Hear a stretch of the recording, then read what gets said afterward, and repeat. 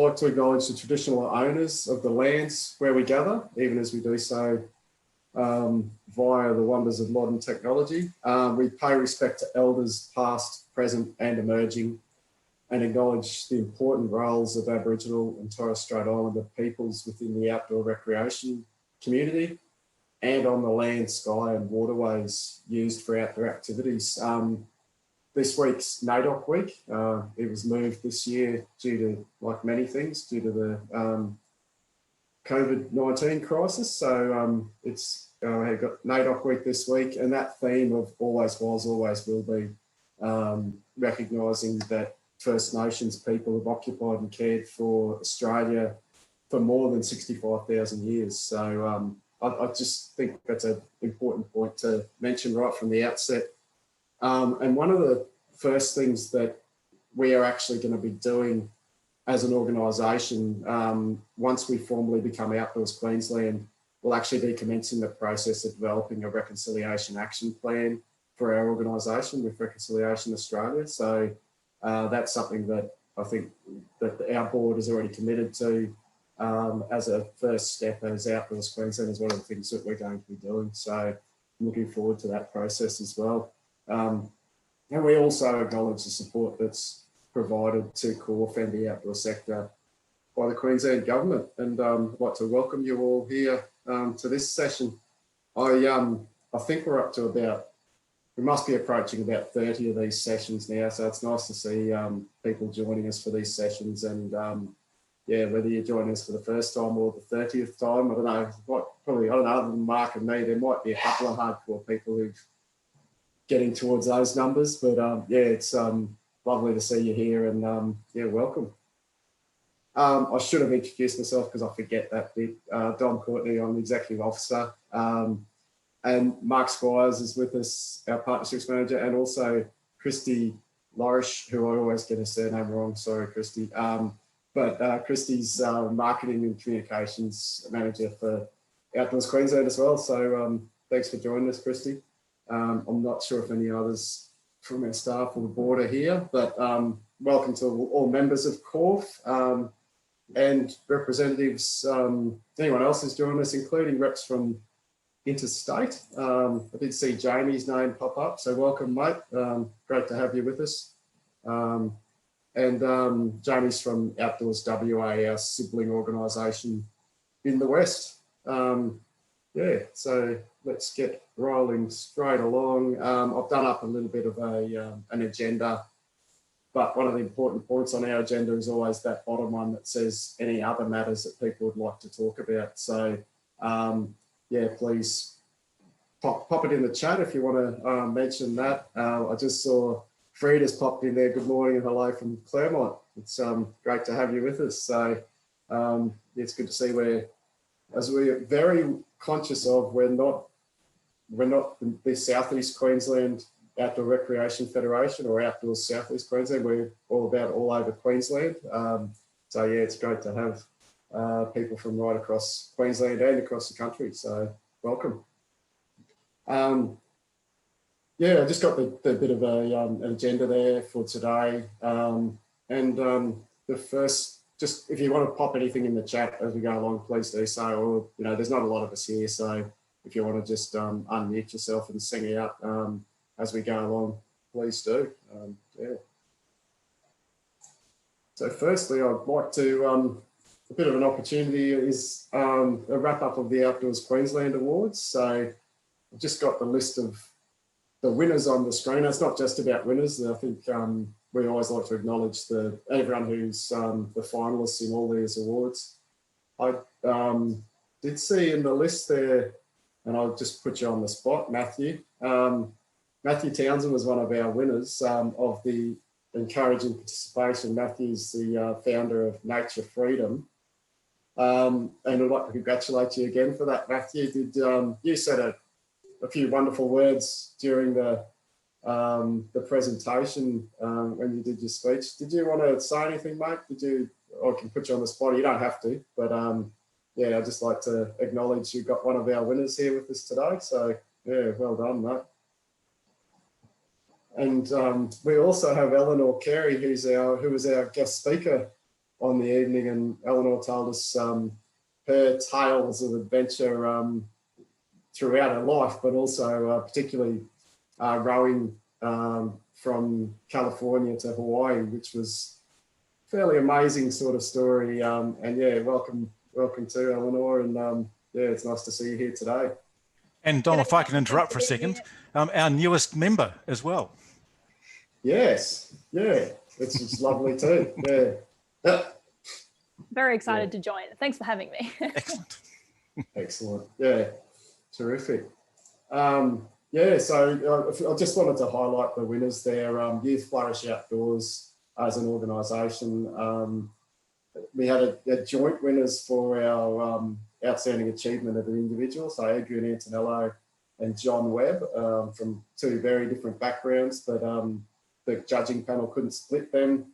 So they awarded a joint award, which they actually try not to do too often, because otherwise it would be everyone wins a prize. So on that one, they couldn't split them. So they went with the joint winners. As I said, Nature Freedom took out the Encouraging Participation Award. Kellyanne Brewery took out Young Achiever. Gympie Regional Council for Government Achievement Award was for a trail they did, which actually runs almost through the middle of Gympie. It's pretty cool. It runs along the river in town there, and it's really well used. I actually went for a walk there a few weeks ago. My father-in-law lives in Gympie, and while I was up there, I thought I'll have a sneaky look at this one. I didn't know they'd won it at the time. I knew they were nominated for that trail, and it's really cool. It's really good. So certainly a good little Sunday morning stroll with my wife and my father-in-law, and he hadn't even done it before. He lives in Gympie, and he's done it a couple of times since, he told me the other day. So that's really cool. The outdoor event was another cool one. It's AAA racing and coaching, and the Clint Eastwood last one standing. I think, you call something after Clint Eastwood, you're halfway there. I reckon it's already got the cool factor in my eyes. But and obviously most of his movies he was outdoors. But it's a pretty bizarro race where it literally, I think it was about a 6.7K course that ends up back where you started. It was just a big loop, and you had an hour to complete that. And every hour, every single competitor who finished the previous loop within an hour, they start again, and you do the 6.7Ks again. And it's just a keep on running thing until no one can finish the loop. So the last person who actually is still going wins it. So, and one of the interesting points they made was pretty much for that event, every single person's a loser, because at some point everyone can't complete the loop. So it's a pretty cool event. And that won that award. Nature Play Education was Wildlings Forest School, and they've done some terrific things in relation to outdoor learning for kids. Outdoor Places and Spaces, the Brisbane City Council won that one for the Oxley Creek Transformation Project.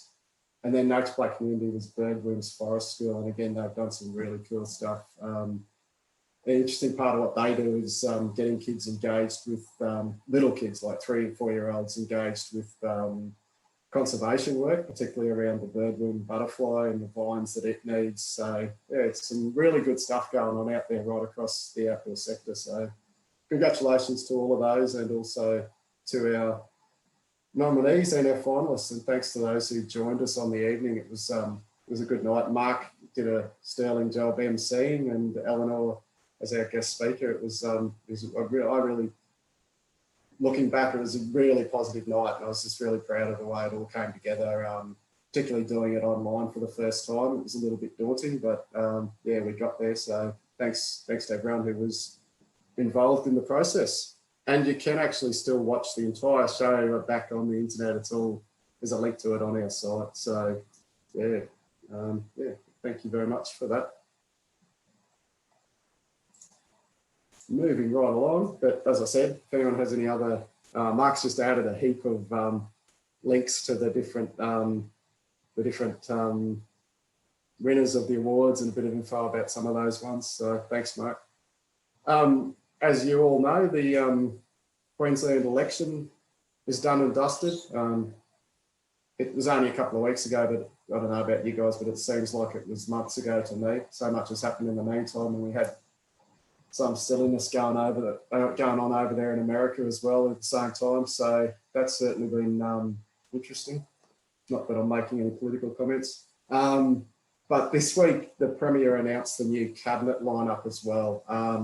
And Sterling Hinchliffe was announced as Minister for Sport, as well as Minister for Tourism, Industry Development and Innovation. So Sport and Recreation has a new minister, so that'll be interesting to develop a working relationship with Minister Hinchliffe. And I'll certainly be looking to do that as Outdoors Queensland on behalf of the outdoor sector. And we also should thank Minister Mick McBranny for his contributions while he's been the minister for the last 3 years. I think he held that portfolio. So yeah, certainly be good to start building that relationship with the new minister. And part of that will be the election policy, outdoor rec policy that we released in the lead up to the election. So I'll certainly be looking to take that up with Minister Hinchliffe and his staff in the coming weeks. Yeah. I just wanted to also mention this.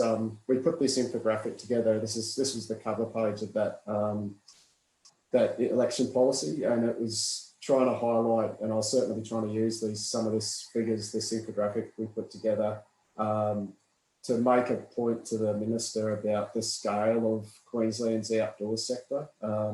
And, you know, just even throwing out there those sort of spending numbers and the number of hours of participation by Queenslanders, you know, in these activities, and certainly making a point that this is why this stuff is important and shouldn't be ignored. And, you know, 33,500 full-time equivalent jobs is pretty cool to be able to throw those numbers in there. This is based on a study that Marsden Jacobs economists did a couple of years ago. So yeah, they're pretty good figures as far as trying to paint that picture. So we'll be reusing that infographic, I think, with the new minister, and just trying to make the point about the scale of what we do and the importance of it to our communities. So yeah, I just wanted to flag that as well.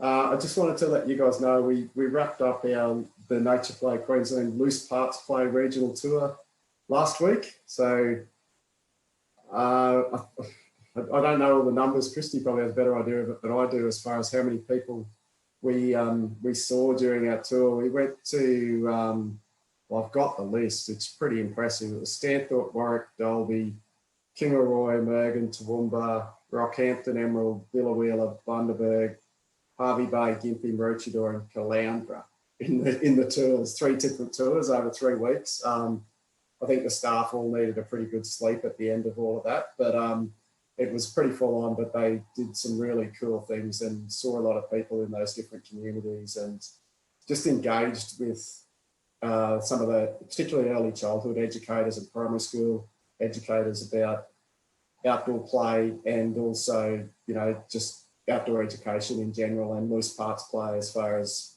what kids can do with not a lot of money involved, but certainly a lot of imagination. So it's just about building that in the future generations. So yeah, the team did a great job in that one as well. So just wanted to flag that. And also it was Outdoor Classroom Day last Thursday, the 5th, and we had across Australia over 1 million students or kids committed to going outdoor for outdoor learning last Thursday, which is very cool.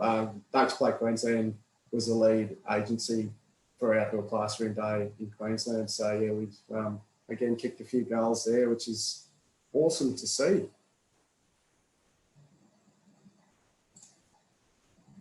Out inside the Outhaus, I just thought I'd give that a plug again. That's Monday afternoons, their webinar they run, but also there's a lot of resources on their website. I'm not sure if anyone from inside the Outhaus is with us today. They might all be busy preparing for their session on Monday, but yeah, I think they've certainly doing some great things. I didn't join their session last Monday, just gone, because I was unwell that day, but yeah, it's there's some good stuff, but and all their webinars are recorded and available, just like this one is. So I might try to catch up on that one before next week. You don't want to miss an episode and have continuity problems, but I'll see how I go between now and Monday afternoon.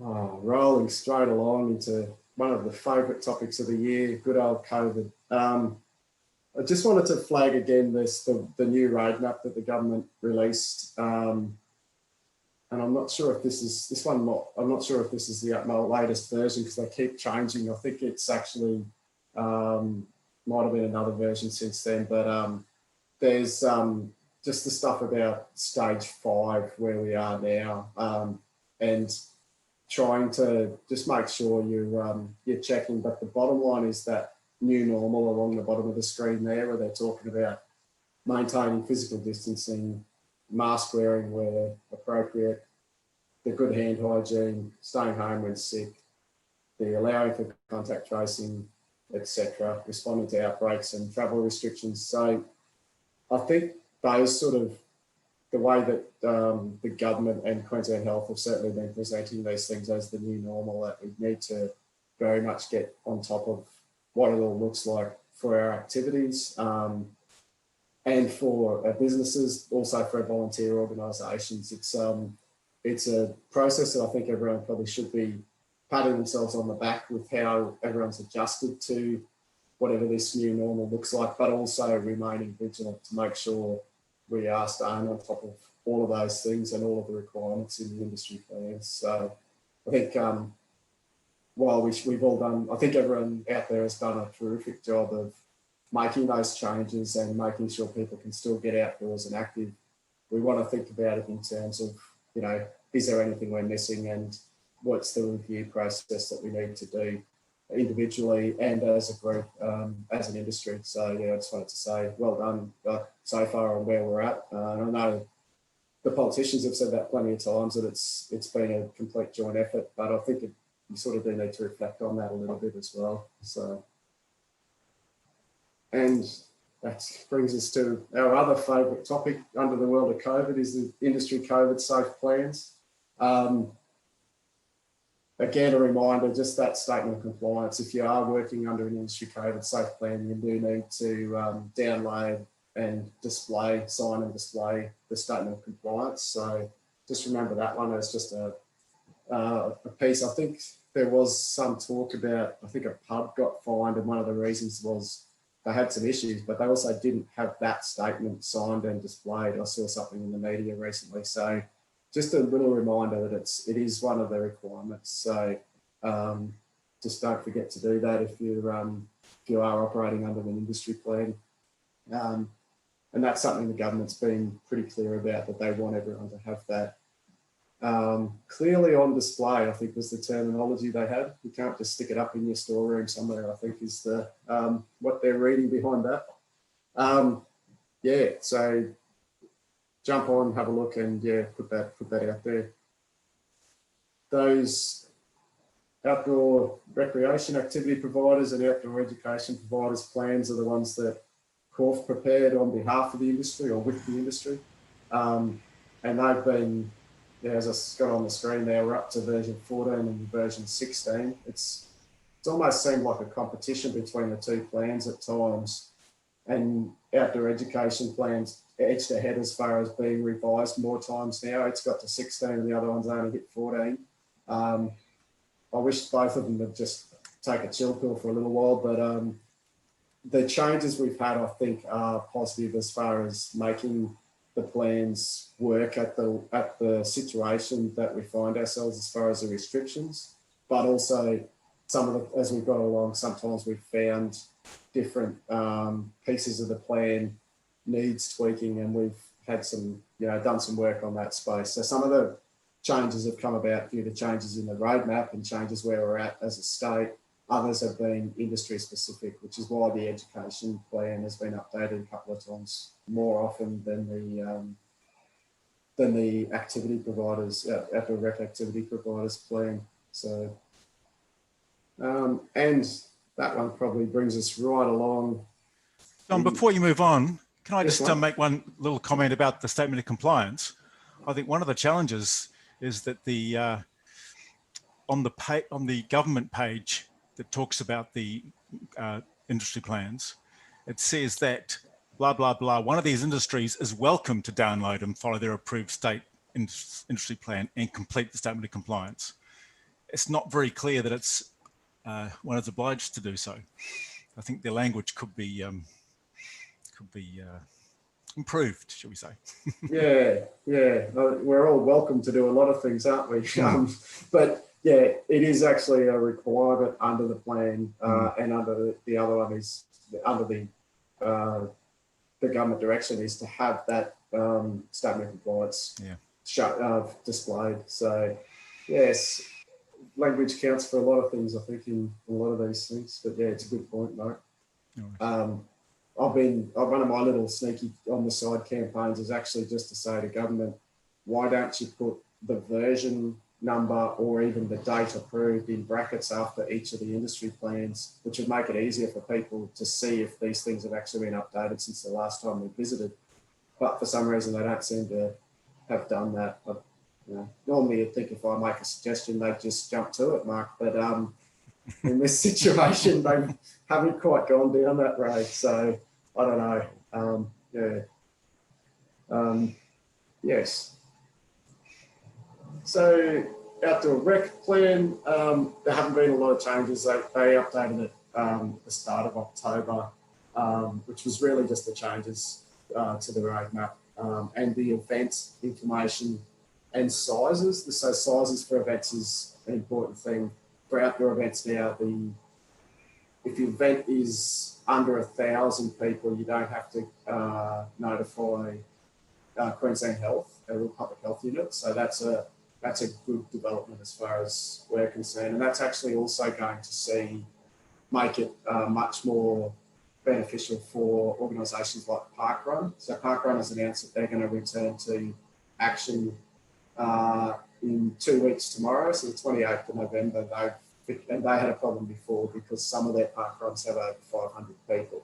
So they would have had to notify public health every single week that they potentially would have an event with more than 500 people on site. And every week they'd have to do another notification. So it was a bit ridiculous. So as the 1,000 number means they can return in accordance with the industry plans and the event protocols. So that's a really good development, I think. And it also shows confidence from the Chief Health Officer that, again, there's more confidence in the outdoor spaces and people being outdoors and active. So that's a good thing, I think. The big one that I suspect is going to generate some discussion today is the amendment to the outdoor education providers COVID safe plan. So I've got my favourite dot point in the plan now is that bit of total number of people per client group attending may be unlimited. So that's the relaxation that we worked on and requested from the Chief Health Officer and her team. Previously it was 100 people per client group. So like to open up before if people have already implemented that change, because it could only be implemented as of the publishing of the plan. That's when it actually became effective. But if anyone wants to talk to that, I know there's a couple of people on here who've sent me emails and said thank you, but yeah, certainly interested to hear how that's actually worked for you guys, assuming it's worked. Yeah, it's worked, Dom. Obviously instant reaction from some of our groups that were thinking of pulling out because they didn't want to go into smaller group sizes. So very much appreciated and positive. The clarification of your words there in line with the plan is great, because some of the releases from CORF and also CBA have stayed with the terminology of school groups, whereas that says client group, and obviously it's a school-aged plan. Now just to get it to be other than school age. No, just joking, Dom. Good luck with that one, Danny. Yeah. No, the reason for that, and we were very careful of what we put out originally, we had a letter from the Chief Health Officer advising that they would approve the requested change, but it actually had something, I think the wording we used was pretty much taken straight out of that letter, and it said something like school groups. And I went back to Sport and Rec, who were working with the actual change to the plan, and said, hang on, we asked for client groups, how's this going to work? And so that's where we got to. I actually wasn't sure until plan was approved, the amended plan was approved, whether it was just going to be school groups as a new category, which I think would have been very confusing. Yeah. But they approved the client groups, which is terrific. And I think that's going to make a difference, particularly for community organisations who deliver outdoor education activities, faith-based organisations, and also people delivering holiday programs. It's a really good outcome. I mean, it doesn't mean it's all bets are off and just go about your business. It's still doing things in a COVID-safe way, as everyone knows and everyone has been implementing. But it is broader than just school groups. But if you have multiple client groups on site at the same time, you still need to keep them separated and prevent that co-mingling. So, it's a really good development, but it's still not it's not all bets are off, as I said. No, it's not open slather, but have you had any feedback from client or community organisations around schoolies? We've been known we've got SU schoolies here coming up very shortly. But is there any other, community organisations organising schoolie-based events? Because we heard there's like 30,000 school-age kids expected on the sunny coast as a result of Gold Coast closed down. I think I just gleaned on the roadmap that you can have 40 now in a house or whatever. Whereas when the government was releasing the info about schoolies, they were saying, no more than 10 in a room and stuff. So have you heard of anyone putting together actual programs for schoolies outside of SU schoolies that we've got here? I haven't, mate. I did hear literally on the radio this morning on the ABC, they were saying how very few national parks, campgrounds are available, and I think it's a lot of schoolies groups have booked some of the bigger campgrounds in national parks. So just a word to the wise, it might be a time to go camping somewhere else in the next week or so. But I don't know of any groups who've been running one of those activities as far as directly aimed at schoolies. But it's one of those ones that I think these poor kids in grade 12 have gone through a lot this year. They've gone through a lot, as everyone else has, but it'll be interesting to see how it's managed. I'd like to think that they'll be as sensible as schoolies ever are, or maybe more sensible than schoolies ever have been before. But it is a bit of a worry that, I'm not too sure what the big picture is on that one. Schoolies is going to be interesting because this is the second year where you've got that new age group coming through. So nearly half of them are going to be 18. So they're not children anymore, they're adults. So they're subject to 4 metre squared rules. Yeah, and not only that, they're able to walk to the nearest bottle shop and if they choose to do so and legally purchase alcohol, which is another complication in that space. And certainly, I think, schoolies this year, I mean, as I said, those kids have been through a lot, and some of them adults, as you just said, Andrew, so that actually makes it interesting as far as trying to organise accommodation for them if you are delivering outdoor education programs. So, it does make it a little bit more complex. But I think, so as far as Danny touched on, some school groups have confirmed bookings on the back of this. Have you had that same experience, Andrew? Have you had positive feedback from the school groups and other operators? I mean, just logistically, it makes it a lot easier straight away for us. I'm grateful. So, but yeah, I mean, we just immediately emailed the large bookings that we had for, term one and just let them know. So it's probably just taken angst out of things. Some of the music camps are still a bit unsure because they've got the overlay of their expectations. Particularly the term client group is really helpful rather than school groups.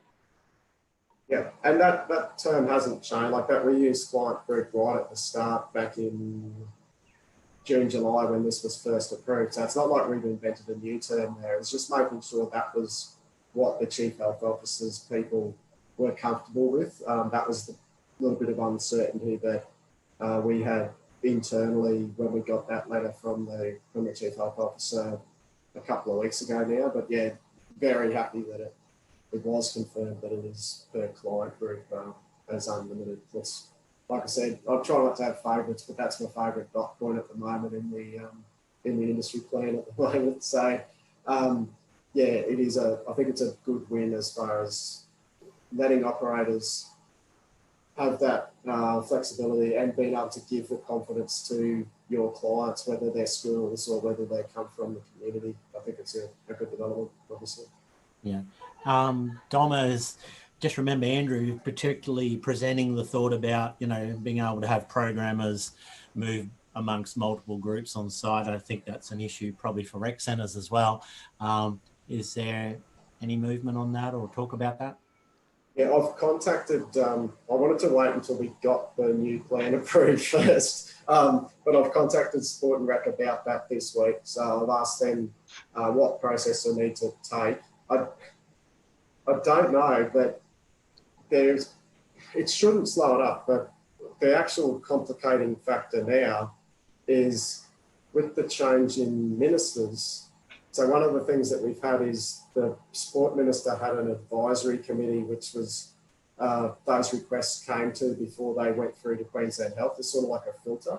And I've been on that committee, but that was something set up by the previous minister. So I'm assuming that committee will just continue, but it's probably up to the new minister. So there might be some process there, but I think that they'll probably just say, yeah, we'll keep it going as is because it's working. But I think it's a decision for the new minister as well. So I'd like to think that's not going to slow things up, but I've asked the question on how this is going to work and what's the process we need to go about to get a further relaxation. I don't want to be the person in the corner going, hey, we've got another one for you, keep throwing relaxations at them. But I did want to make sure this was confirmed before we went back about the next one. So, yeah. And I'm hopeful that one will be able to justify that as well with the reasoning behind it, which, Andrew's spoken about before, and so has particularly Spanner, Adrian Antonello from the Queensland Rec Centres. So, yeah, certainly looking at that.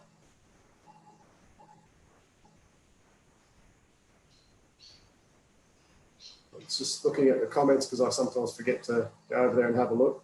I like Frida's comment about metal detecting. No problems with group limits on the CQ goldfields. That's a fair point. Maybe what might be a nice problem to have if you had a problem with the group limits there of unlimited numbers. But yeah, it's a good thing. And this is one of the things I think we need to think about as far as all outdoor activities, and think about some of the different things that are going on out there and how it's going to work. We've had a lot of focus within, on the traditional activity, but also some of the other ones, even, like laser skirmish and those sort of activities, and metal detecting certainly in there as far as people being able to get outdoors and get active. So thanks for that comment, Frida. Any other questions or comments on the outdoor ed provider plan? I'm happy to see people actually making it work and keep it on working within those protocols. There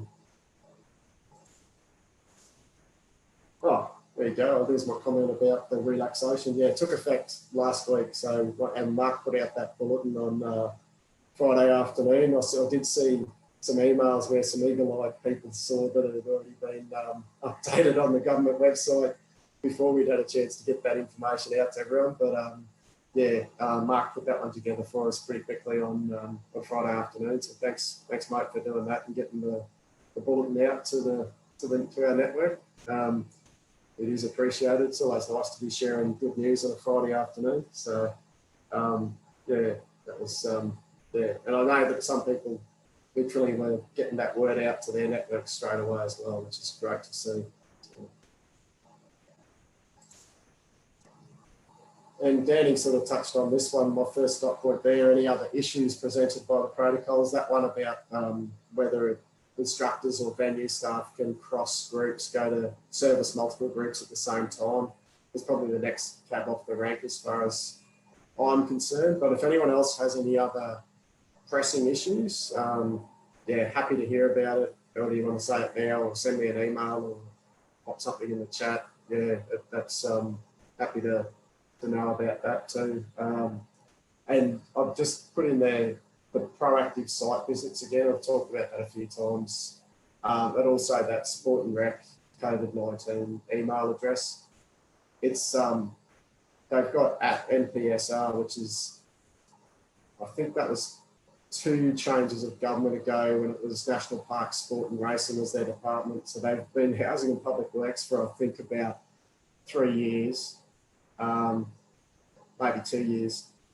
So now I'm guessing their email tag's going to change again at some point in the future once all this changes to government happens. But yeah, we'll see what happens there. But in the meantime, it's SR COVID-19, SR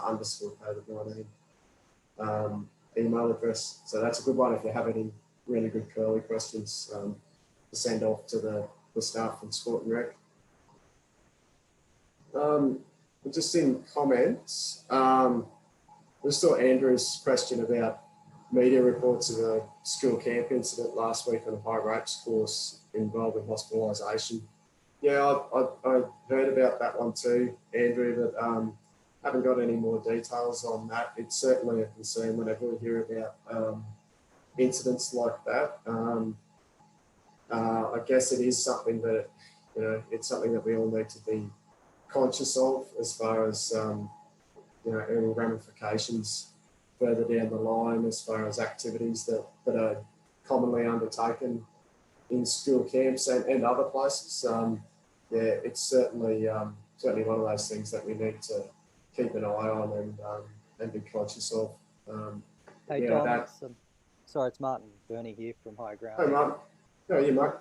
Yeah, good. Hey, listen, just a question on that. It's a really good question from Andrew, and I was actually wondering the same thing. I just wanted to get people's thoughts or Corp's thoughts on if there is an incident in the outdoors, what's the expectation from the sector and organisations about actually passing on that information? I mean, obviously you don't seem to know any more about it. We're hearing about it through rumours and media reports. I would have thought, and I guess it's up to every individual organisation, but I would have thought there would be a, you know, some sort of desire to share. Obviously not the detail, but just from a sector perspective and learning. I think if something happened, whether it was a significant near miss or you know, or something that required hospitalisation, that it was shared with Corp so the industry can learn. I just thought I'd put it out there because it is strange that we don't have any details on it. Well, I think we had a masterclass in that a couple of years ago with Todd, who was very open and transparent. And like, I felt his approach was to help everyone in the industry learn from what he'd been through.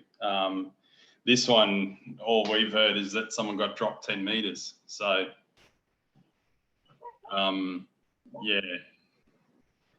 I know WorkSafe apparently are involved, but yeah, it's very different to the one a couple of years ago. Yeah, I think it's fair to say that from a sort of a theory perspective, yeah, sure, we'd be very keen to help share and spread information that can benefit the sector, benefit other users of ropes courses. And if we are given the information to share, we certainly will. But at the moment, as Dom indicated, we're as in the dark as you folk at the moment. So just in this group here, then, you know, if people want to contribute, do you think are people hesitant to share information like that? You know, for fear of any sort of judgment or anything like that? I don't know. I mean, I could understand why they would feel that way. I'm just curious to know what the general sort of sense is. I think the thing that people need to remember with this stuff is that Todd was always open and honest and transparent, I suppose, about what was going on with his stuff when he could be. That in the startup for these things, and you know, it's been sort of less than a week. People aren't really in a position to share anything or to know anything that's going on or to have any idea of what's coming out. So I think, you know, when Todd did the day at his place, I think that was almost a year after the actual incident. So it's one of those things where I think people really want to know what the ins and outs were, but until it's actually been investigated and all of the sort of bits and pieces have been looked at, everyone sort of, will just generally tend to know that it's a process that they need to be quiet about and just let the process happen until there's an outcome that they can actually talk about, if they so choose to. I'm not so sure about that, because last time, I mean, the higher ups courses around the state were immediately shut down. And then gradually but part of that, Andrew, was back on stream. So, but that's partly that there was, like, as far as the incident that Todd had, that was partly also to do with an immediate acknowledgement of a risk that was involved. And we put out some advice to everyone. It wasn't, it was up to everyone to say, but we basically said, check your systems, and if you have any doubt, the advice was just, let's put it on pause for a while until we have more information. And I think it was a week later we had some more information about some of the issues involved in that incident. Whereas from, the little I do know on the one that we're talking about, I don't certainly have that clarity as far as, that there's a particular issue that everyone needs to be really, concerned about. So I think the real piece is there's not any concluded investigation into, or any real obvious issue that needs to be brought to the attention of everyone. So I think that's a bit like, and there is still investigations going on, is my understanding, that there's a bit happening in the background. And it's also what the people involved are, as Andrew just said, as Greta just said, about what people are happy to discuss. And the other one, I don't know, maybe there's some, going back to Martin's original question, maybe there's some concern too about other issues involved in it, that, the problem people have these days is whatever you say can be used against you later on. So there's a bit of a possibly worry about that sort of thing too. So Todd was certainly amazingly forthcoming as far as what he and Christy went through and all their staff, but also what the impacts of that were for them. And Todd was also very conscious, and is conscious even now, about the impacts of that on the broader sector. Like that's something, as part of, I guess, the way they work at his operation. So I think it's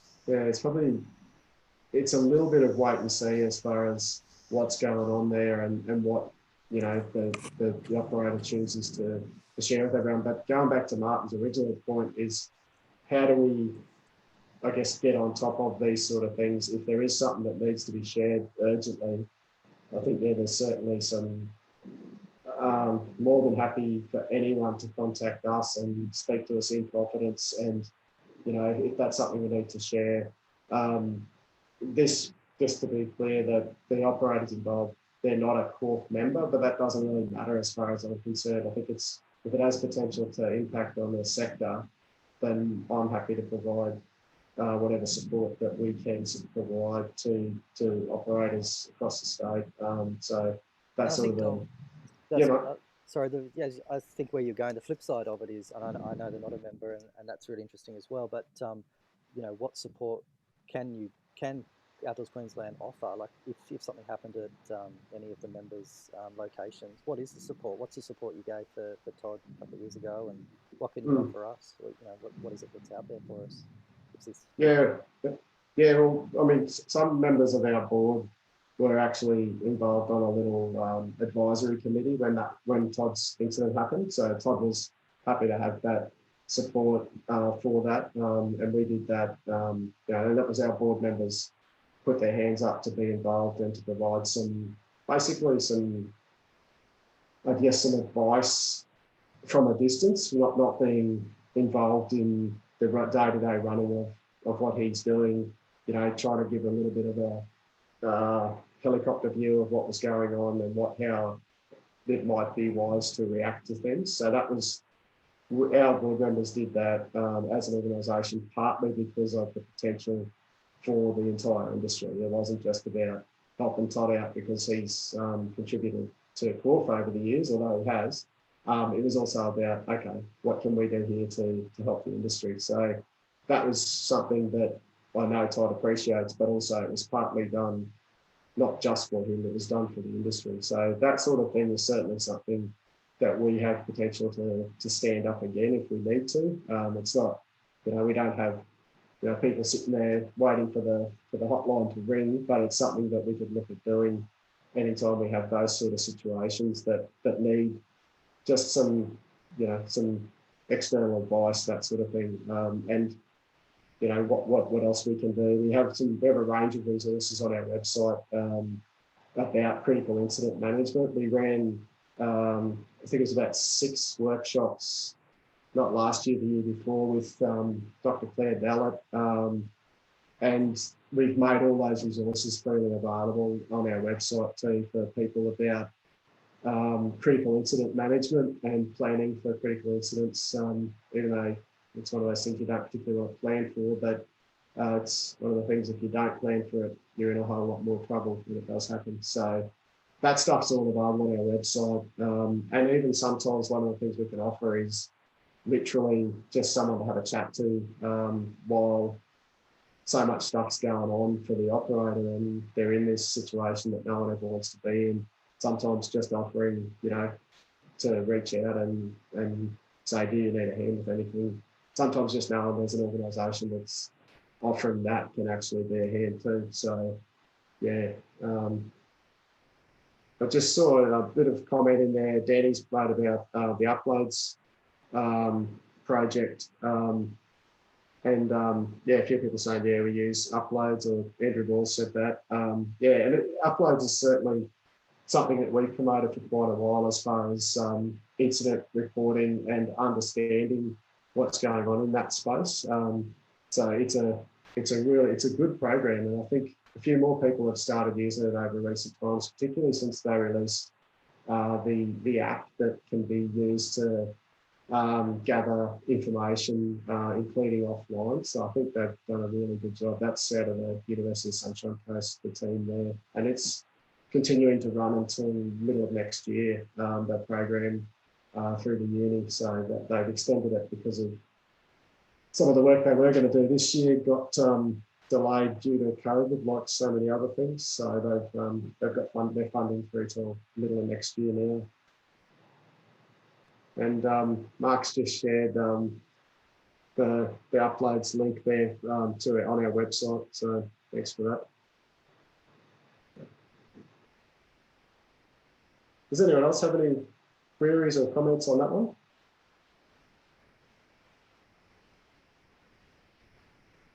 No? All right. I'm not sure. I think we got there, but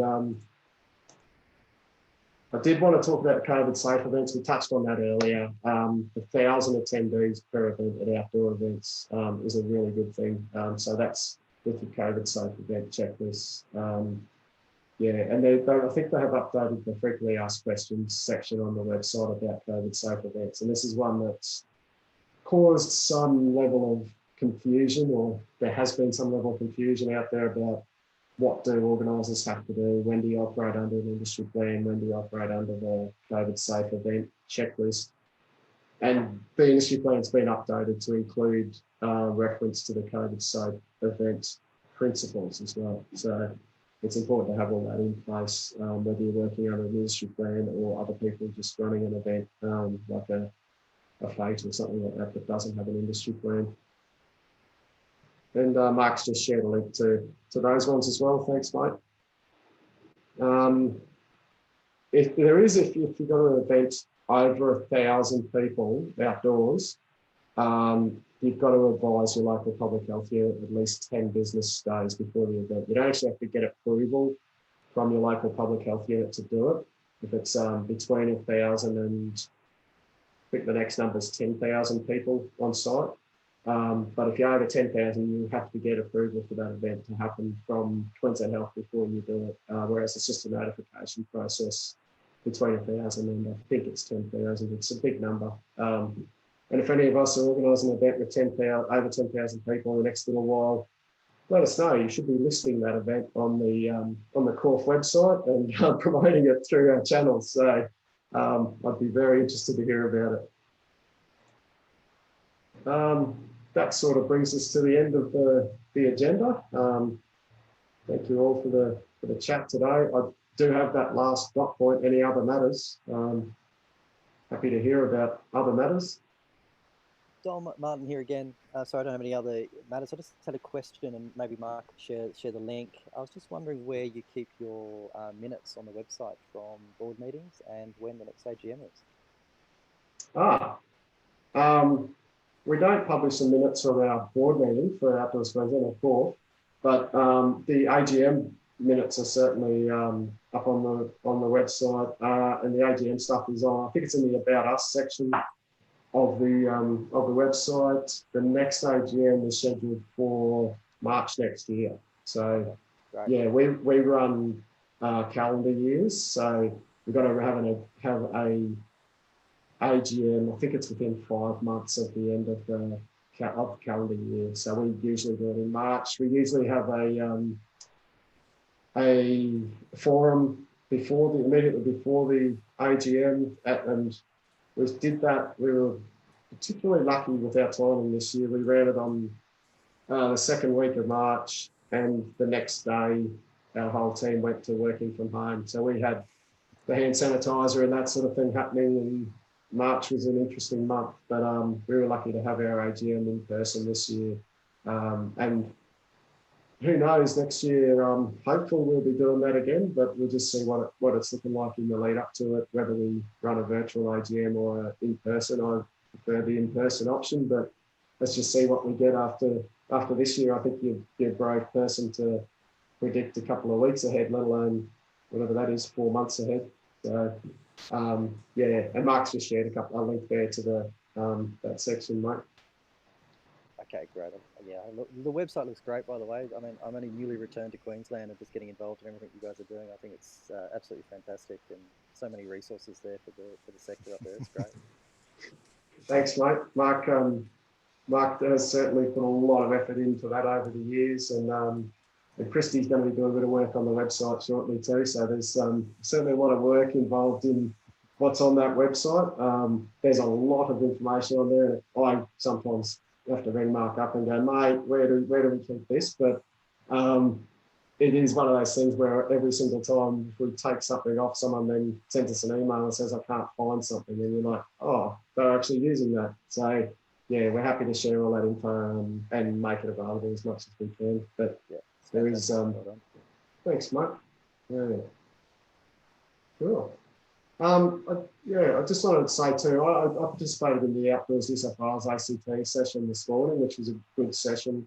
But also just to touch on that, Laurie also has been doing the happy hour, I think 4 o'clock on a Friday afternoon. So if anyone wants to join their session, check out their website. And also don't forget that inside the Outhaus session that's on Monday afternoons. So there's some good ways to connect and think about the collaboration that I think has been really strongly evidenced this year across our sector.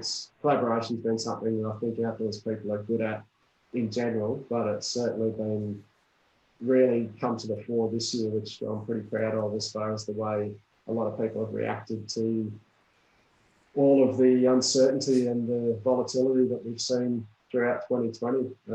Yeah, so there's certainly a lot of stuff out there, but I think we've all responded in a pretty good way. And yeah, thank you to everyone who's lent a hand in that collaboration space.